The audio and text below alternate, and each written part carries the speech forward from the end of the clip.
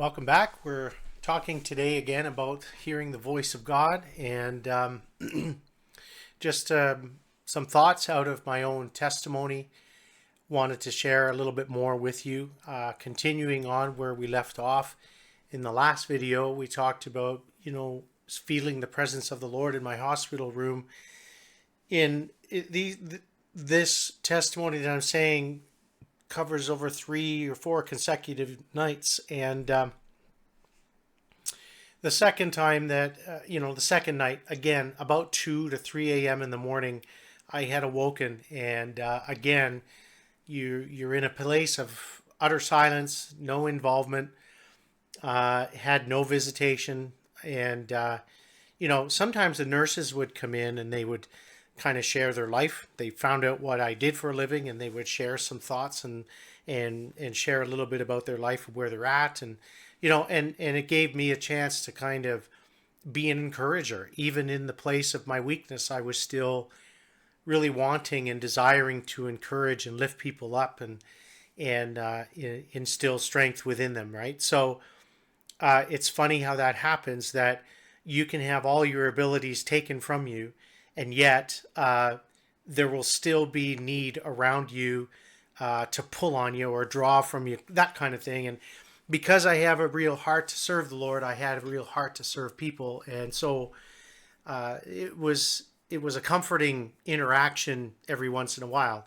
And in this second night, I was quietly sleeping, or I was awoken 2 to 3 a.m. in the morning, and I felt the Spirit of the Lord there, and I said, "Lord, what do you want me to understand?" It was literally a 3-time kind of experience, And I said, "What do you want me to understand?" And in prayer, I just waited, and it was quiet, and I just felt, "I want you to become undone." And in my mind, that has a different translation than what Isaiah 6:5 talks about. The King James version of Isaiah 6:5, or Isaiah is before the Lord, he's, "Woe unto me, for I am undone, I am ruined, I am," and what I hear from that is, it's not so much I am destroyed, but to become undone, to be ruined, means I am opened up and I am vulnerable. And I am so vulnerable to the eyes and the presence of God that there is nothing I can do. And I'm sure with a little bit of study, I could bring some clarity on that verse.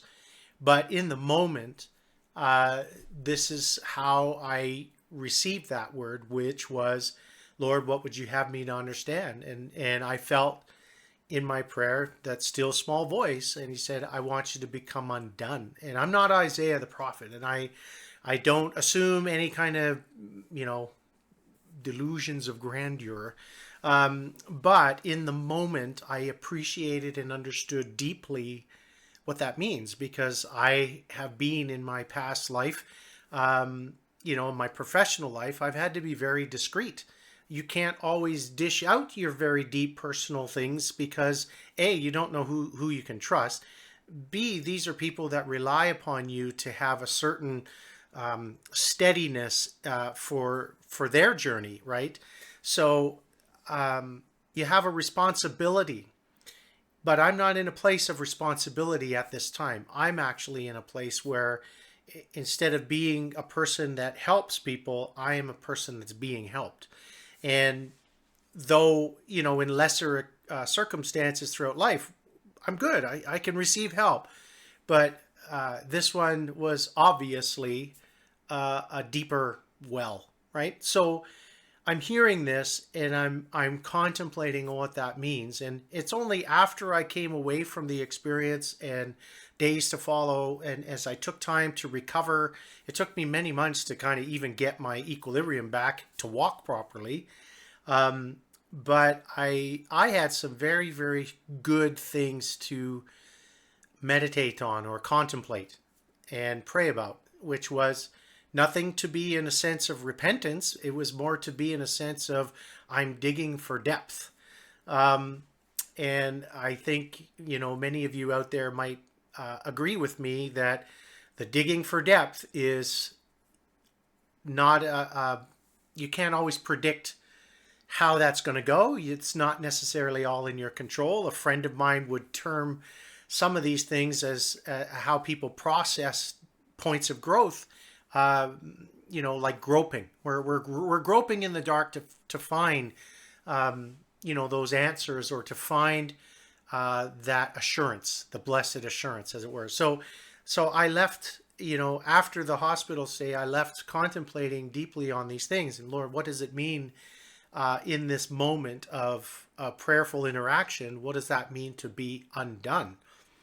And to me, it was a reminder that